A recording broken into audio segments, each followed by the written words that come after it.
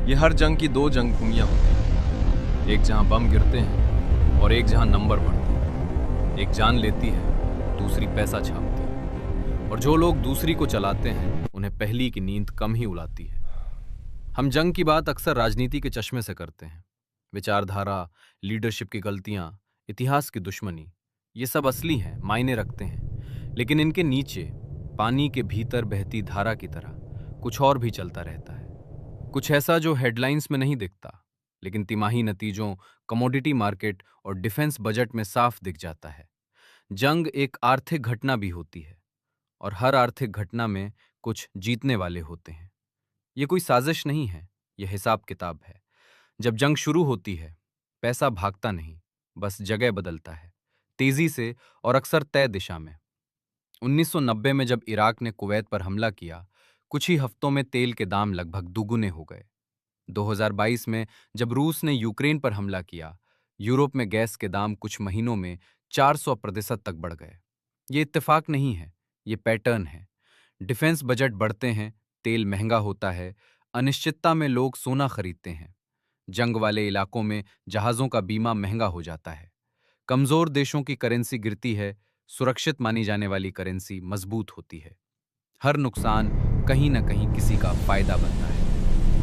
सबसे पहले बात करते हैं उस इंडस्ट्री की जो सबसे ज्यादा फायदा उठाती दिखती है, डिफेंस। दुनिया की सबसे बड़ी डिफेंस कंपनियों में से एक ने 2022 में, उसी साल जब यूक्रेन जंग शुरू हुई, लगभग 66 अरब डॉलर की कमाई दिखाई। उसका शेयर 35% से ज्यादा चढ़ गया, जबकि बाकी बाजार गिर रहा था। मिसाइल बनाने वाली कंपनियों ने भी माना कि जंग के बाद मांग अचानक बढ़ गई थी और लंबे समय तक कमाई बढ़ने की उम्मीद है। ये सब छिपा नहीं होता, उनकी सालाना रिपोर्ट में लिखा होता है। 9/11 के बाद अमेरिका का डिफेंस बजट करीब 300 अरब डॉलर था। 2023 तक ये 800 अरब डॉलर पार कर गया। अफगानिस्तान और इराक की लंबी जंगों ने इसे धक्का दिया। जब जंग लंबी चलती है तो खरीद तेजी से होती है, जांच कम होती है और कंपनियों को लंबे कॉन्ट्रैक्ट मिलते हैं। जंग खत्म हो जाती है, ऐसे प्रोग्राम कम ही खत्म होते हैं। अब नजर घुमाते हैं ऊर्जा पर। ईरान और ओमान के बीच एक पतली जलधारा है, जहां से दुनिया का लगभग 20% तेल गुजरता है। ये सिर्फ नक्शे की लाइन नहीं, एक आर्थिक नाड़ी है। जैसे ही यहां तनाव बढ़ता है, असर तुरंत दिखता है। तेल ढोने वाले जहाज महंगे हो जाते हैं, बीमा कंपनियां जोखिम बढ़ा देती हैं, तेल के दाम असली कमी से पहले ही बढ़ जाते हैं। कई बार कमी नहीं, कमी का डर ही बाजार हिला देता है। इतिहास में कई बार ऐसा हुआ कि जंग ने संसाधनों तक पहुंच बदल दी। जंग के बाद कुछ देशों और कंपनियों को उन संसाधनों तक पहुंच मिली जो पहले नहीं थी। इरादा कुछ भी रहा हो, नतीजा वही रहा। जंग ने दुनिया के सबसे कीमती संसाधनों में से एक की दिशा बदल दी। अब देशों के स्तर पर देखें। दुनिया में हथियारों का सबसे बड़ा निर्यातक एक ही देश रहा है, और वैश्विक हथियार व्यापार का बड़ा हिस्सा उसके पास जाता है। जब दो देशों के बीच तनाव बढ़ता है, बड़ी ताकतें सिर्फ देखती नहीं, शामिल होती हैं। और शामिल होना अक्सर हथियारों से जुड़ा होता है। यह हमेशा जंग की चाह नहीं होती, ये ताकत होती है। जिस देश को खतरा होता है, उसे हथियार, जानकारी और राजनीतिक सहारा चाहिए होता है। और ये सब शर्तों के साथ आता है। व्यापार, ठिकाने, संसाधनों की पहुंच। डील खुलकर नहीं दिखती, दिखने की जरूरत भी नहीं होती।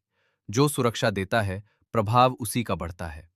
और सुरक्षा देने वाले शायद ही कभी पूरी तरह तटस्थ होते हैं। आधिकारिक अर्थव्यवस्था के नीचे एक और अर्थव्यवस्था होती है, जो टैक्स नहीं भरती, जीडीपी में नहीं दिखती, लेकिन बहुत मजबूत होती है।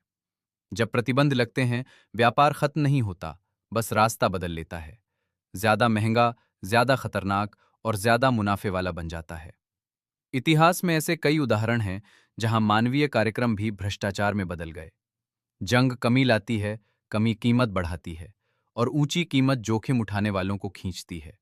छाया अर्थव्यवस्था जंग के बावजूद नहीं, जंग की वजह से जंग लेती है। अस्थिरता ही उसका माहौल है।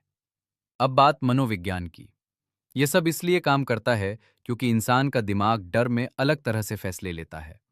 डर फैसले तेज कर देता है। डरे हुए समाज वो समझौते मान लेते हैं जो शांति में कभी ना माने। डिफेंस बजट बिना ज्यादा सवाल के पास हो जाते हैं। सालों की प्रक्रिया महीनों में सिमट जाती है। संकट सिर्फ जंग खत्म हो जाती है, पर जंग के दौरान बने सिस्टम शायद ही खत्म होते हैं। जो कंपनियां जंग में बढ़ती हैं, शांति में सिकुड़ती नहीं, अगला खतरा ढूंढ लेती हैं। प्रतिबंधों में पैदा हुई छाया अर्थव्यवस्था गायब नहीं होती और मजबूत हो जाती है।